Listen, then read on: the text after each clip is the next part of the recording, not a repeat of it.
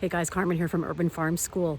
I'm just on the edge of my front yard forest garden, and although I'd already shot a video, a plant profiling uh, video on rhubarb in the shade, I wanted to talk a little more about this wonderful plant. So I'm just gonna turn my video around here, and we're going to have a look at how this plant. Sorry guys, I'm just finding my way around here. Here's the rhubarb that is actually on the edge at the drip zone here of this wonderful fall red apple, which is producing really well. Now look at these guys. They're just, everybody is so happy. And what we love about rhubarb, especially when it's part of an apple tree guild or any kind of fruit tree guild, is that, we've got this wonderful association with, bumbleberry pie that usually has an apple or other berries as well as rhubarb in it.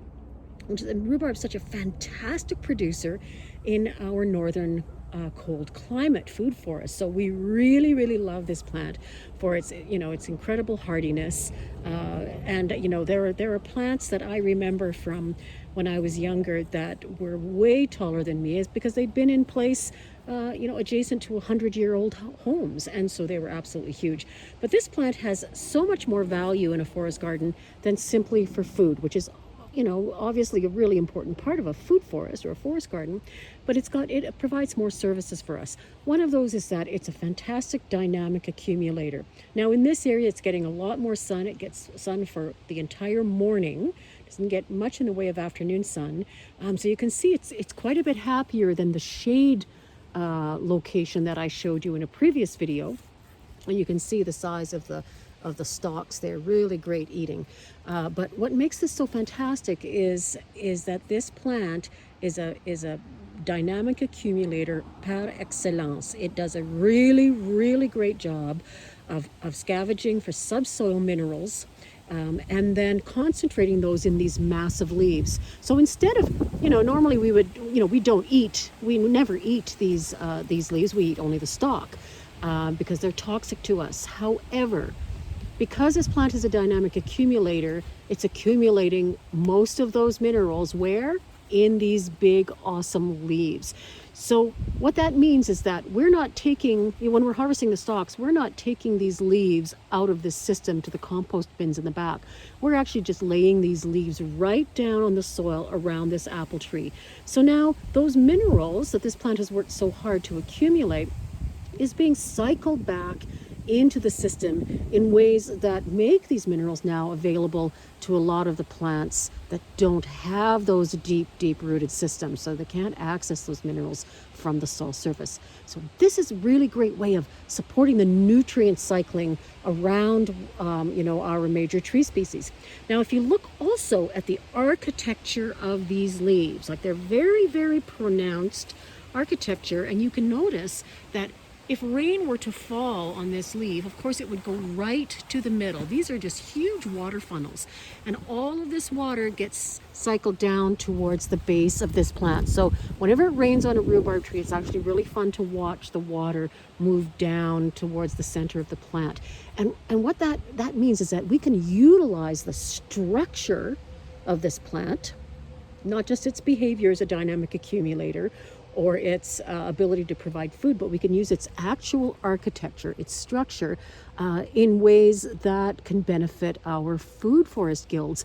And in this case, this plant, because of its leaf characteristics and its structure, is able to act as a water harvesting machine, basically, water harvesting architecture for these trees. So that's why when we're looking at incorporating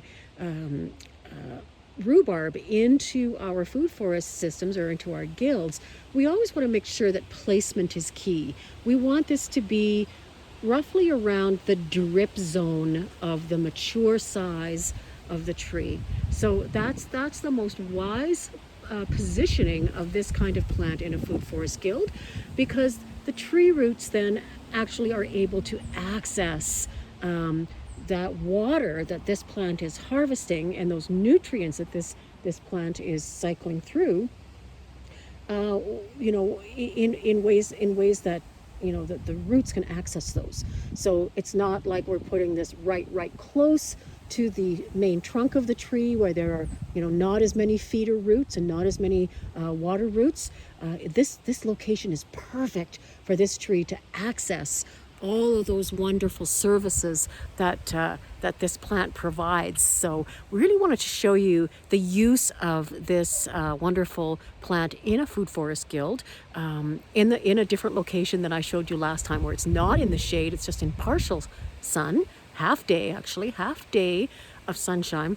Now, in a full sun system, this plant would be massive, and we do have some of those in our landscape as well. They have a tendency to peter out a little more quickly and also to produce seed a lot more quickly. So when it comes to rhubarb, if you want to have continued production, it's often best to cut off those seed stalks as they arise. They're absolutely massive. So the plant can put its energy into the nutrient cycling instead of producing seed. So I hope you've enjoyed this short video on the awesome rhubarb plant and how valuable it is in a food forest system, especially in our northern cold climate forest gardens. So folks, if you enjoyed this video, please do leave some comments below. We're happy to answer any questions you may have. And do check us out online at urbanfarmschool.ca and on Instagram at urbanfarmyyc. Take care, folks.